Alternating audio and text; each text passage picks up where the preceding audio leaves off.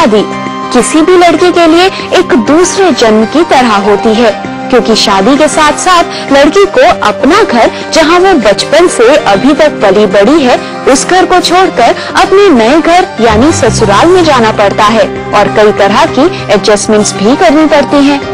एक स्टेज आती है जहां पर आप कंफ्यूज हो जाते हैं कि आप क्या करें, जहां पर आप देखते हैं कि आपके हस्बैंड आपको बहुत प्यार करते हैं, पर at the end of the day उनकी मदर भी हैं जिन्होंने उन्हें जन्म दिया और प्यार किया और बड़ा किया, इतने सालों तक उनकी केयर की।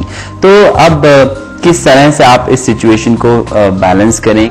शादी के बाद लड़की के लिए ससुराल में दो रिश्ते सबसे अहम होते हैं, एक उसका पति और दूसरी सास। लेकिन कई बार आप इस कश्मकश में पड़ जाती हैं कि आखिर दोनों रिश्तों में किस तरह से एक प्रॉपर बैलेंस बना कर रखा जाए, जिससे आपके अपनी सास और पति दोनों से ही अच्छे रिलेशनशिप्स रहे।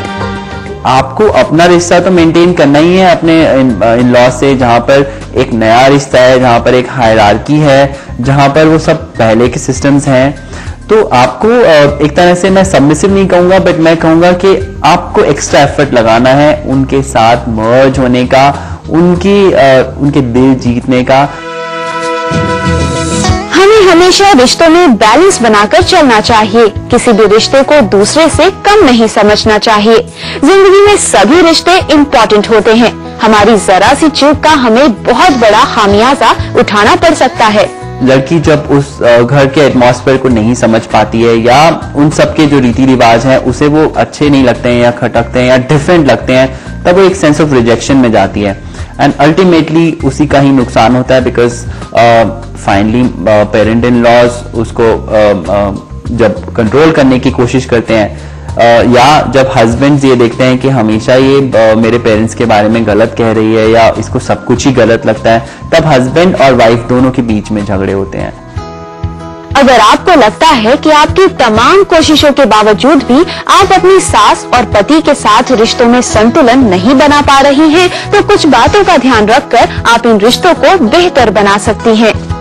दोनों की बातें सुने और समझे, रिलेशन में पार्शियलिटी ना करें, दोनों रिश्तों को प्रॉपर टाइम दें, क्योंकि आप जितना ज्यादा टाइम स्पेंड करेंगी उतना ही रिश्ते को अच्छे से समझ पाएंगी और निभा पाएंगी। अपनी सास को अपनी माँ की तरह समझें। सास अगर किसी बात के लिए रोके या टोके तो उन बातों का बुरा ना माने। थोड़ा पेशेंस रखें, क्योंकि कुछ रिश्तों को एडजस्ट करने में थोड़ा वक्त लग ही जाता है। प्रॉपर कम्युनिकेशन बनाए रखें। याद रखिए, शादी के बाद जितनी रिस्पॉन्सिबिलिटी आपके ऊपर आती है उतनी ही जिम्मेदारियां आपके पति पर भी आती हैं। साथ ही उन्हें भी ये देखना होता है कि आप दोनों के बीच एक बेहतर रिश्ता कायम रहे। ऐसे में आप उन्हें पूरी तरह सपोर्ट करें। किसी भी लड़की के लिए शादी के बाद ससुराल में उसकी सास सबसे अच्छी दोस्त होती है, क्योंकि उसका सबसे ज्यादा वक्त घर में अपनी सास के साथ ही बीतता है। लेकिन इसके लिए जरूरी है कि आप हमेशा अपने पति और सास के बीच एक बेहतर तालमेल बनाकर रखें। फिर देखिए किस तरह आपका घर देखते ही देखते स्वर्ग बन जाता है।